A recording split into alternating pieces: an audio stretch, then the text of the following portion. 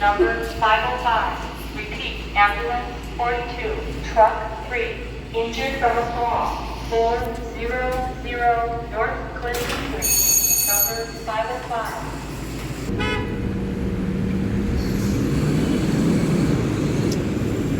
Thank you.